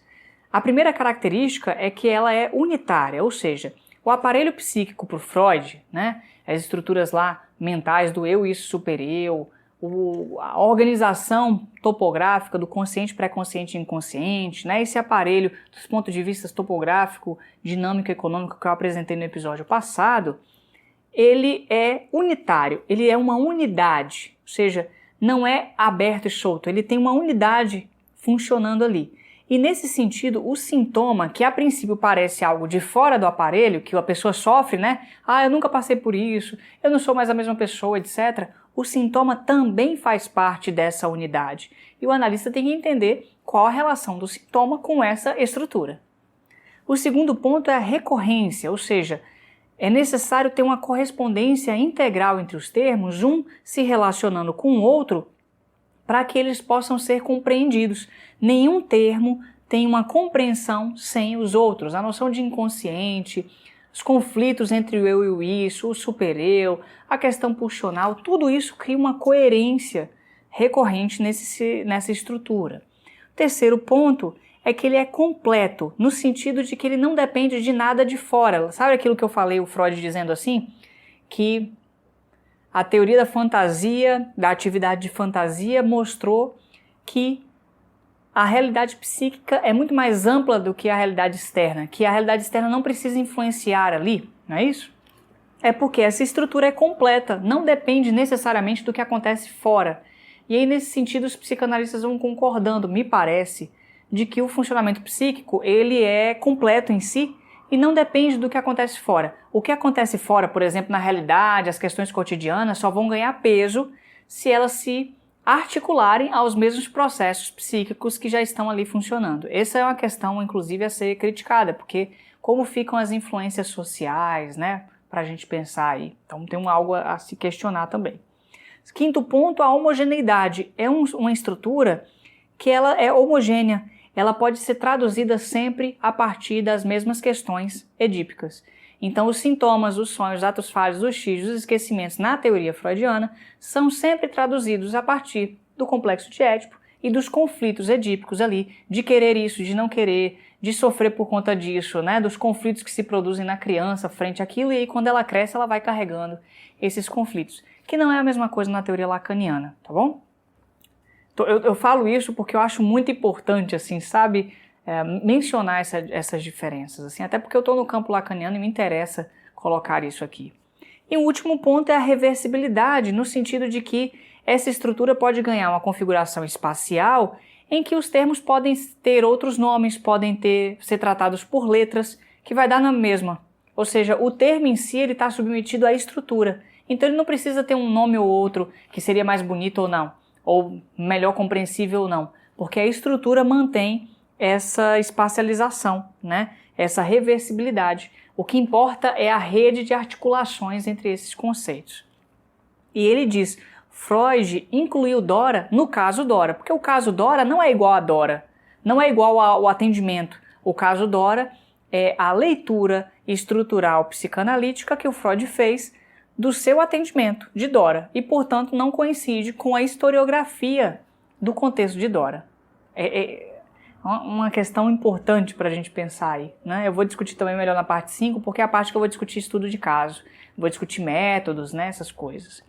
E aí ele faz um resuminho dizendo assim, Freud tomará as várias expressões sintomais de Dora, dispneia, tosse, enxaqueca, tédio, depressão, incompatibilidade afetiva, etc., e entendendo-as como características da petite hystérie, irá organizá-las estruturalmente, no caso Dora.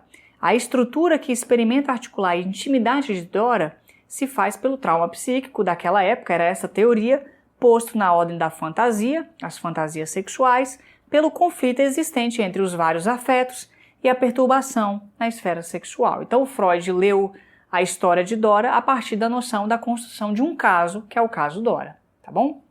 Então, aqui eu estou distinguindo duas coisas, né? Para equivaler todos esses elementos e pensar como consequência na fluidez da relação do normal e patológico, Freud teve que construir uma teoria coerente, estruturada para dar conta disso, né?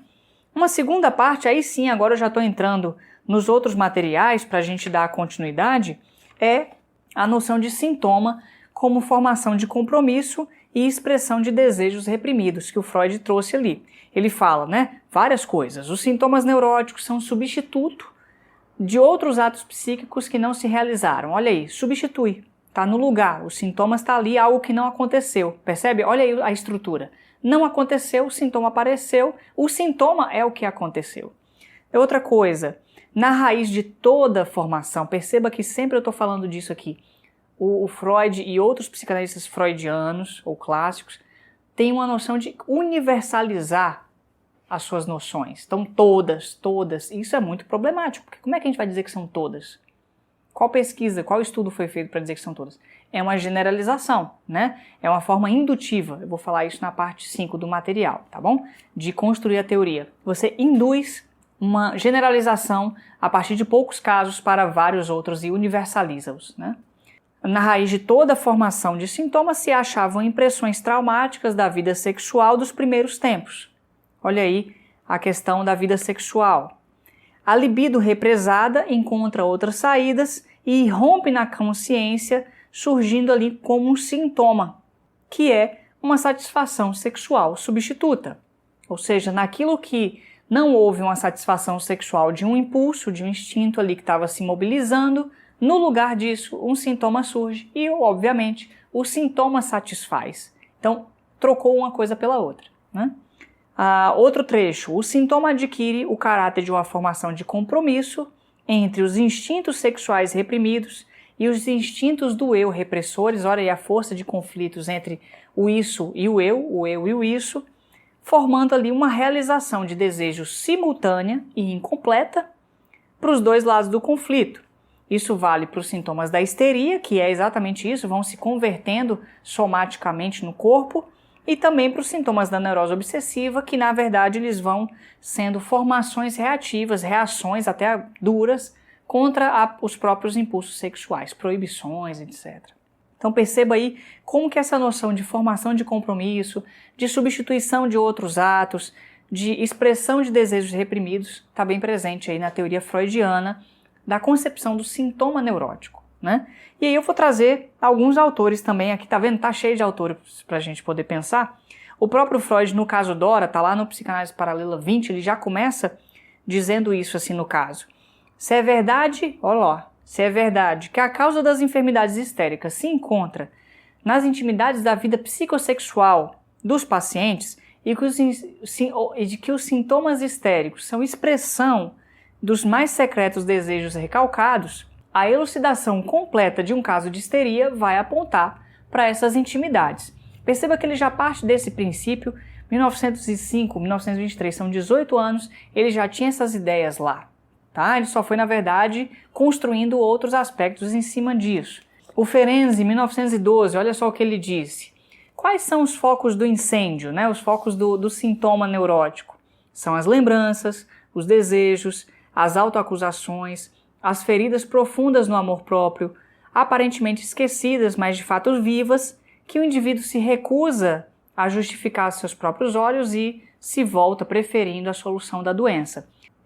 Que os conflitos não resolvidos se produzem ao nível de dois instintos principais, que são o instinto de conservação, que são os instintos do eu, e os instintos de reprodução, que são os instintos sexuais que o Freud falou. São conflitos que se tornam insuportáveis por conta do que ele está produzindo na vida desse indivíduo. Então, perceba aí que está muito parecido ainda com o que o Freud disse, né? Não está tão diferente, só que aqui ele começou a falar de várias outras coisas, né? Lembranças, desejos, autoacusações, feridas no amor próprio.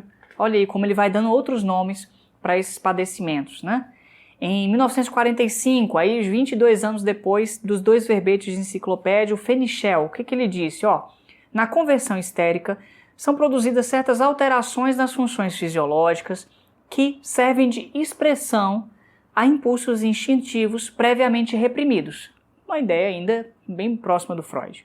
Todo sintoma neurótico, olha aí, todo sintoma, a universalização, tem o caráter de um substituto de uma satisfação instintiva, mesmo ponto. Os sintomas de conversão não são apenas expressões somáticas do afeto, mas são representações de pensamentos que podem ser retraduzidos da linguagem do corpo para a linguagem das palavras.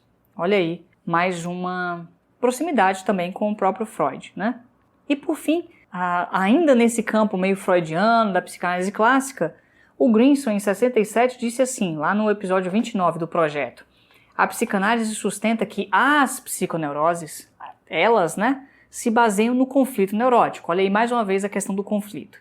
Esse conflito provoca uma obstrução da descarga dos impulsos instintuais que ocorrem no estado em que estão sendo reprimidos. O ego fica menos capaz de lidar com as tensões que vão se produzindo e que são crescentes, e ele vai sendo subjugado.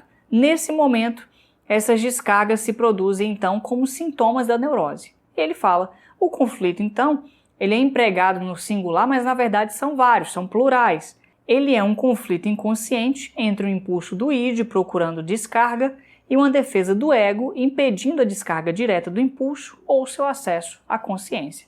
Então aí, ainda dialogando com o campo freudiano, né?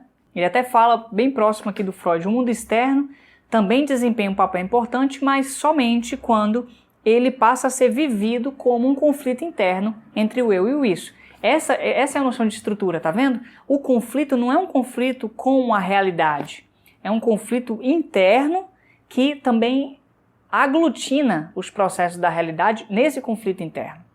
Então por isso que vai se dizer em vários momentos que a psicanálise ela foca muito nas questões do indivíduo, ela não considera os processos sociais acabam sendo englobados ou pensados a partir do próprio indivíduo. Vai lá no Psicologia das Massas e Análise do Eu, né? Texto escrito por Freud, acho que também desse ano dos dois verbetes, 1923, se não me engano, no qual ele está dizendo que ele vai pensar os processos dos grupos sociais a partir da psicologia individual, que é a psicologia do conflito, né, psíquico entre o eu e o isso, a teoria libidinal, etc. Tá? Aí eu vou trazer um autor que é diferente, que é o próprio Lacan. Olha só a diferença do que ele fala aqui para a gente poder pensar. Foi lá no Psicanálise Paralela 10, o texto Ciência e a Verdade.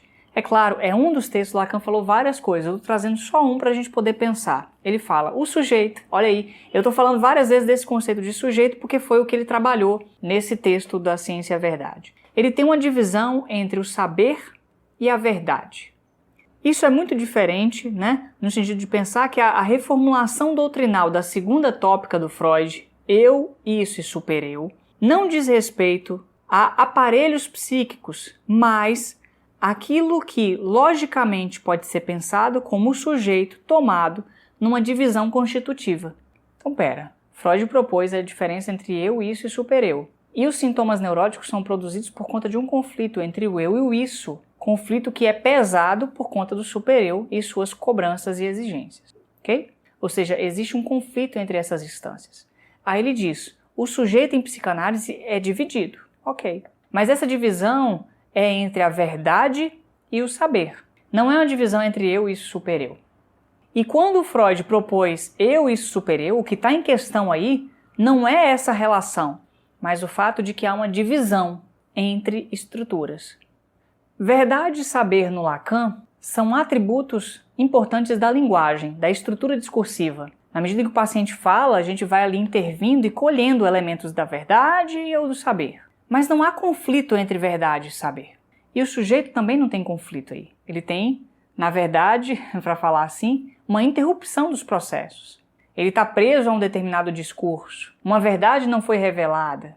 Não te parece diferente do que eu estou falando do Freud o tempo todo e dos psicanalistas freudianos e clássicos? Põe no comentário. Sério, para aí um pouquinho, dá uma pausa. Põe no comentário, Flávio, concordo com você. Flávio, não concordo. Flávio, vai se lascar para lá. Você está colocando as ideias que não fazem sentido. Coloca aí nos comentários. Deixa eu entender o que você está pensando sobre isso. Será que eu estou doido? Será que eu estou aqui passando mal pensando nisso? Mas, bom, tá aí. Aí vão falar assim, Lacan tem uma obra vasta, ele falou de várias coisas. Legal. Se você puder, vai na obra do Lacan, procura os materiais, veja se você encontra a noção do conflito psíquico lá. Entende? Pensa nisso lá e traz para cá, é ótimo. A gente vai debater, eu faço questão de estudar, de pensar, é ótimo para mim, porque aí a gente vai dialetizar esse trabalho, ok? Continuando aqui, a gente vai para um novo tópico que é da neurose em relação à vida sexual. Agora eu vou falar só sobre neurose, como ela funciona, as histerias, etc. Aqui é um trecho em que o Freud vai falando sobre a relação da neurose com a sexualidade. Eu já falei desse trecho em outros momentos, mas eu vou retomá-lo. As neuroses são expressão de transtornos da vida sexual.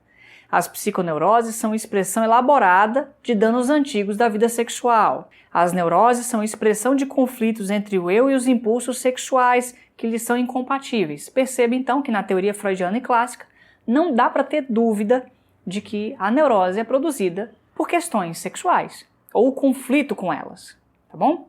O próprio Freud diz isso lá no caso Dora, eu apresentei no episódio 20. Ele diz assim: quanto àqueles que não quiseram acreditar na validade universal e sem exceções da etiologia psicossexual da histeria, pronto, tá vendo? Validade universal, então ele já universalizou o conceito, sem exceção, todas são. Isso é muito problemático, é difícil até de trabalhar. Como é que você vai trabalhar com isso? Da etiologia psicossexual da histeria, não vão acreditar no que eu estou dizendo com um só caso. Eles vão precisar então fazer aí suas experiências e melhorarem seu julgamento a partir de seu trabalho para construir uma convicção melhor a respeito disso. Então, tá bom? Acho que a gente já deixa claro aí como que ele está universalizando. E aí tem um outro material que eu acho que pode acrescentar aqui, que foi o Joel Biermann, no episódio 38. Eu estou falando o tempo todo que o Biermann, embora eu goste muito do trabalho dele, dos textos dele, esse texto em específico é muito misturado à teoria do Freud com a do Lacan. Eu vou mostrar aqui para você ver se você concorda ou não comigo. Ele diz assim: por razões de ordem estrutural, de que estrutural ele está falando, a neurose se apresenta como uma história lacunar, ok? Lacunas da memória, e permeada por rasuras na sua tessitura.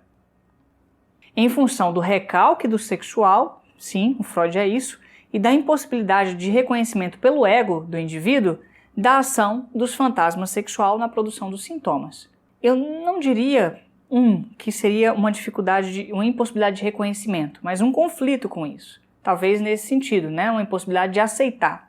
Talvez seja assim que ele está falando. Mas quando ele diz que é permeada por rasuras na sua tessitura, rasura na tessitura é rasura no texto, no tecido. Aqui, essa é uma terminologia claramente lacaniana, porque o Lacan usa esses termos. Mas quando ele atribui isso ao Freud, você pode procurar no Freud. Se você encontrar, eu vou, obviamente, pedir desculpas. Mas se você não encontrar, isso aqui não está mostrando que é uma leitura que vem de outro lugar? Então, deixo aqui como questão para a gente pensar, tá bom? Seguindo para o próximo tópico aqui nessa parte, é essa diferença entre histeria traumática, trauma psíquico e atividade da fantasia. Eu já falei sobre o trauma e sobre a atividade da fantasia, não é isso? A mudança que o Freud fez de uma teoria para outra. Mas na teoria, na apresentação dos dois verbetes, Freud fala de três processos etiológicos básicos ali. O primeiro momento foi a histeria traumática, que veio do Jean-Martin Charcot, que era uma histeria produzida, provocada, a partir de eventos traumáticos físicos, concretos ali, né, ações na realidade. O Freud derivou esse conceito juntamente com o Breuer para o campo novo que eles estavam construindo para propor a noção de trauma psíquico. O trauma psíquico é produzido por um evento, um acontecimento, de uma sedução, de um abuso, que provoca então um trauma. E isso vai fazendo com que o afeto fique entalado ou enlatado, para dizer assim, e a pessoa não consiga lidar com isso. E vão se produzindo um conjunto de ideias, de representações patogênicas que posteriormente vão retornar para a pessoa, vão retornar e retomar para a pessoa, ao ponto deles dizerem que os histéricos sofriam em grande medida de reminiscências não resolvidas, porque são as lembranças dessas situações traumáticas, ok? Então perceba que tem uma primeira noção de histeria traumática que veio da medicina, uma segunda noção no começo, nos primórdios da psicanálise, que é o trauma psíquico, e uma terceira noção que ele foi construindo, que ele falou, né? Superestimamos a sedução como fonte das manifestações sexuais infantis e germe da formação de sintomas neuróticos, e entendemos que a atividade da fantasia realmente é muito mais ampla, muito mais importante, inclusive, do que a própria realidade. Então aí perceba como que ele foi migrando da realidade física para a realidade psíquica, tá bom? Como produtora de sofrimentos. E aí alguns autores para a gente pensar aqui. O Fenichel, em 45, ele disse assim, lá no episódio 27 do projeto: os sintomas de conversão consistem, conversão histérica, né, na aparição ou desaparição patológica de necessidades físicas normais. Alguma coisa vai surgindo ali, mas de forma patológica. Todos estes sintomas, olha aí, falando também no sentido universal, têm uma raiz nos períodos da sexualidade infantil, assim como em outras funções fisiológicas que foram tomadas em função da busca de prazer. E ele vai mostrando que esses sintomas físicos se prestam a expressar fantasias sexuais. Aí o que ele vai dizendo? Ele vai dando exemplos, né? A fome, a sede, necessidade de excreção podem ocupar o lugar do desejo sexual. A anorexia pode representar a negação de um desejo sexual. A constipação, as tendências de retenção podem estar relacionadas a fantasias de incorporação. A incorporação que equivale criança, pênis e fezes, E aí a articulação das fases, principalmente na fase anal para a fase fálica no Freud, Que é a equivalência das fezes com a criança, com a dádiva, com o presente, com o falo, Tudo isso vai sendo equivalente. Por isso que a criança dá o cocôzinho de presente, É como se ali fosse o produto que saiu dela, então ela produziu aquilo, etc. Isso a partir da teoria psicanalítica, claro, freudiana.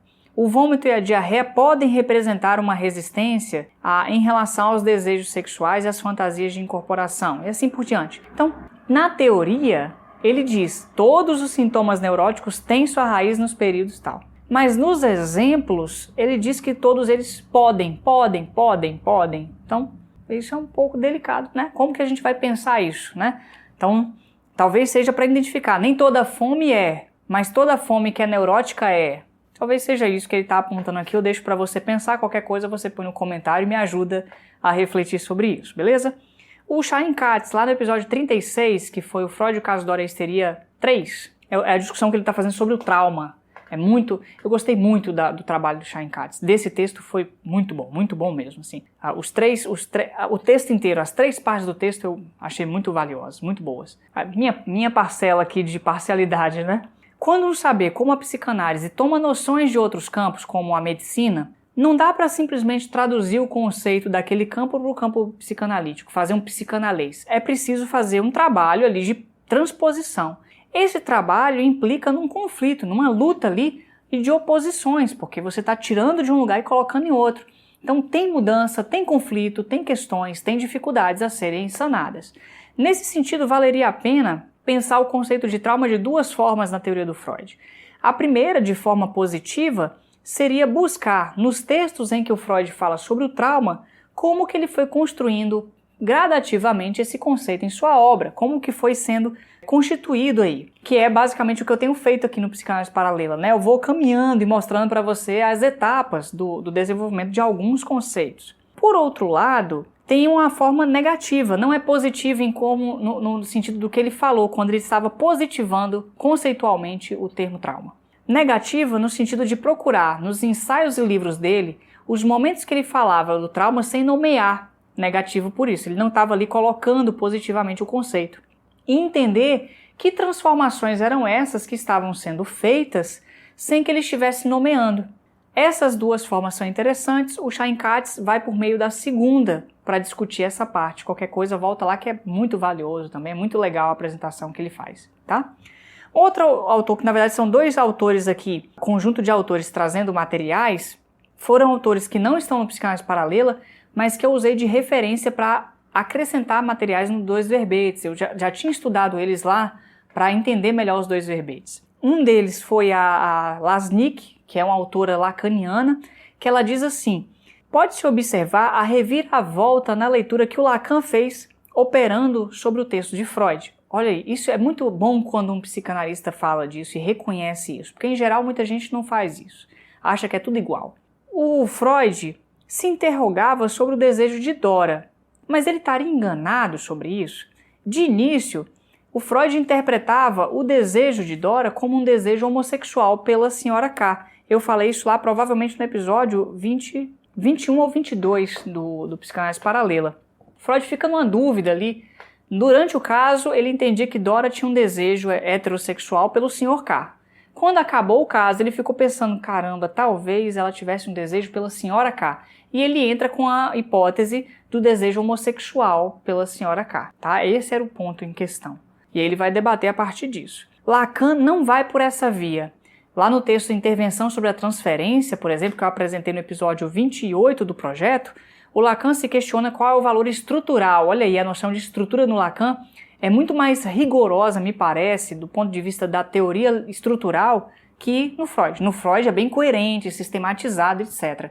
Mas o Lacan tem uma lógica nova para pensar isso, então ele vai a partir de um outro viés.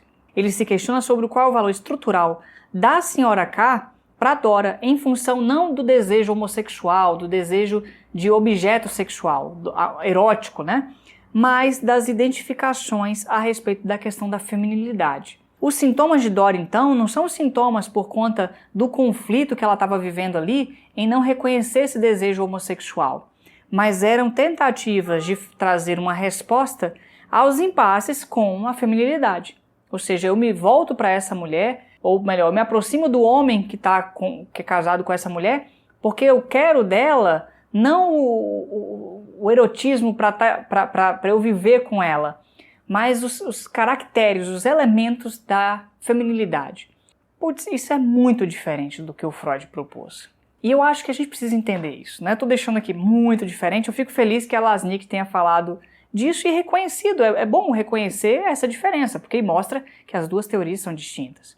Um outro autor, na verdade, é um conjunto de autores, é o Pandis et al., são várias pessoas.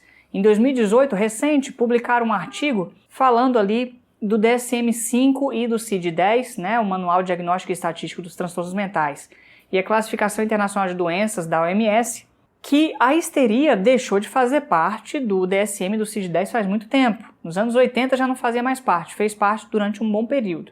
E, nesse sentido, ela vai comparecendo de outras maneiras, como transtornos dissociativos da mente, transtornos somatoformes, que vão aparecendo ali, outras manifestações corpóreas, distúrbios separados, todos eles relacionados a traumas, abusos, negligências e eventos estressantes graves. Olha lá, as causas são muito parecidas com a teoria do trauma que o Freud trouxe no começo e aquilo que eu falei sobre o Ferenczi, né? Lembra? Na parte 3? Eles falam, alguns psicanalistas acreditam que a histeria do passado de Charcot, de Freud, se modificou nos exageros atuais que aparecem nos transtornos bipolares, nos déficits de atenção, nas intolerâncias a glúten e lactose. E eles fazem uma advertência bem interessante assim. Cabe salientar a advertência dos psicanalistas. O diagnóstico exagerado de patologias com características mais funcionais, osteomusculares, psiquiátricas e gastroenterológicas, entre outras, pode também abrigar uma roupagem mais moderna de apresentação da histeria. Pacientes e médicos correm o risco de ficar submetidos a prescrições irracionais, médicas talvez, né, medicamentosas, em lugar de o paciente pensar e resolver conflitos intrapsíquicos ou interpessoais. Mais uma vez aqui uma questão que a gente vai cair lá no normal patológico. Então, cuidado com as classificações exageradas. Tente entender primeiro o que se produz na vida desse indivíduo, no relato que ele traz. Esse é o grande recado que está aqui colocado, ok? Então, pensamos aí tanto a neurose em relação com a sexualidade, quanto as fases da teoria freudiana, da histeria traumática para a teoria do trauma psíquico, enfim, para a atividade de fantasia. Agora vamos ver a neurose em relação a outros padecimentos. Já está quase encerrando o nosso material já. Então, o Freud, no seu texto, faz uma comparação das neuroses atuais, neuroses que se produzem, penso eu, no momento mesmo em que a pessoa está vivendo, e as psiconeuroses. Ele diz assim, como a investigação do nervosismo comum, permitido ali a partir da questão da neurastenia e da neurose de angústia, duas manifestações importantes que uma delas era a neurastenia como essas enxaquecas, dores de cabeça, enjoos, cansaços, etc. E a neurose de angústia que vai se aproximando aí dos pânicos, né?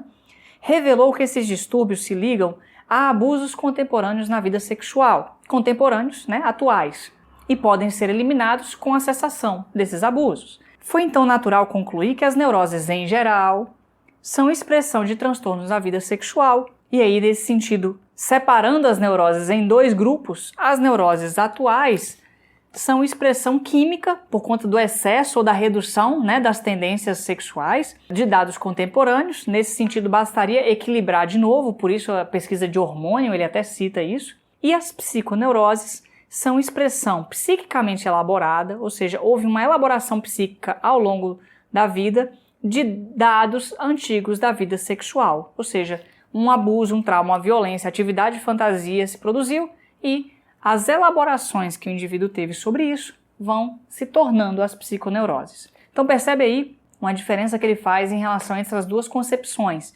As psiconeuroses, portanto, seriam passíveis de trabalho com a psicanálise.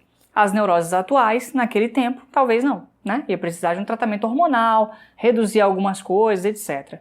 Eu achei um material do Junqueira e Coelho Júnior, né, falando sobre isso, que me chamou a atenção. Eles dizem assim, que no desenvolvimento posterior da psicanálise, as neuroses atuais deixaram de ser tratadas como uma classificação nosológica dentro da psicanálise, né, não foram reconsideradas, e atualmente elas levam diretamente às concepções da psicossomática, né, dos problemas entre mente e corpo.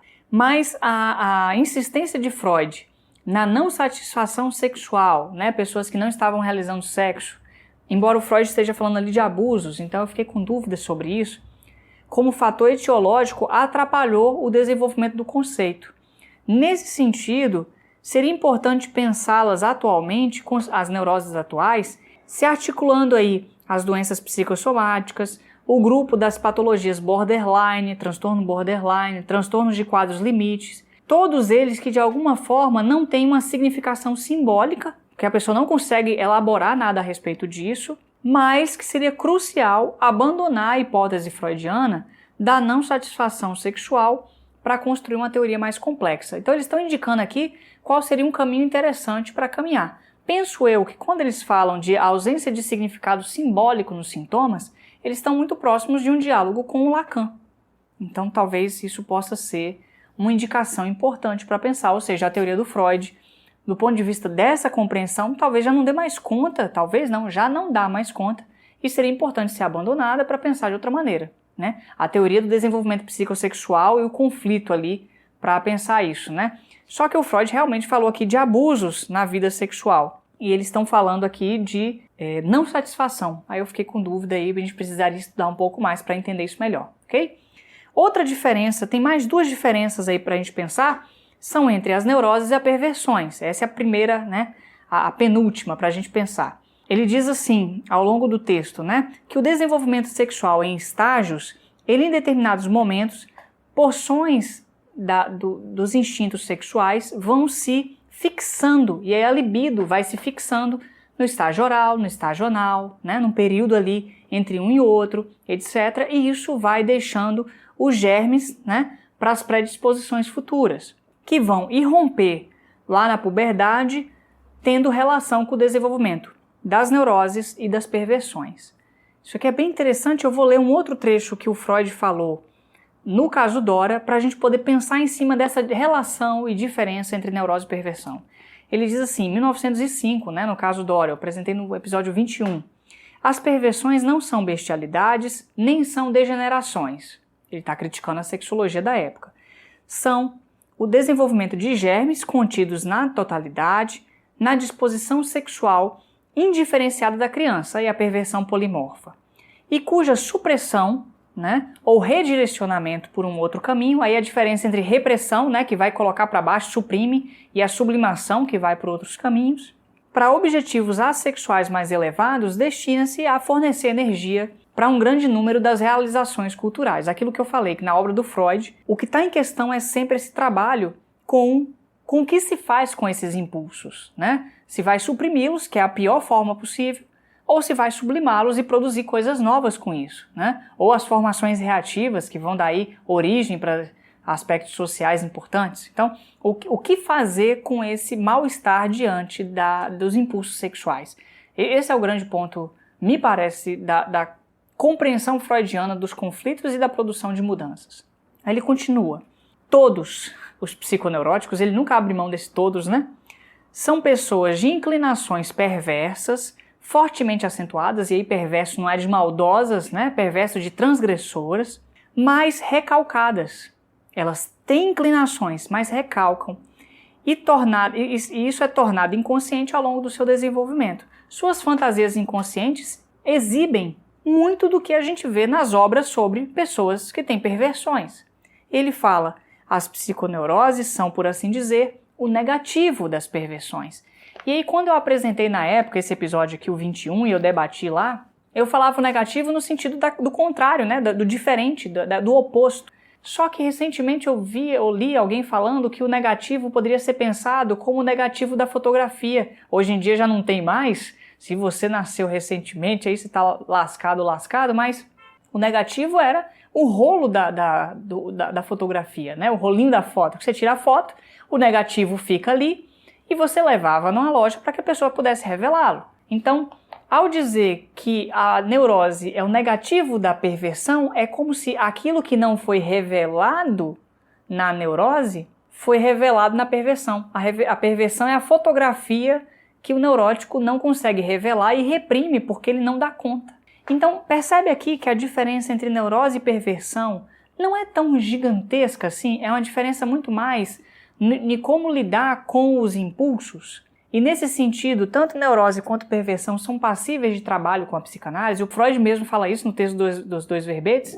O Grinson diz que não, as perversões já não são tratáveis, mas percebe aí uma diferença? Eu vou falar agora das neuroses e das psicoses para trazer isso e aí entrar num outro debate, que é o debate das estruturas clínicas, tá bom? O outro ponto é esse das diferenças entre as neuroses de transferência, que são as psiconeuroses, e os distúrbios ou as afecções narcísicas, que são as psicoses, as demências. Ele diz assim, uma mudança importante na psicanálise foi que o eu, o ego, veio a ser considerado também um reservatório de libido, só que uma libido diferente do isso, que também é um reservatório de libido.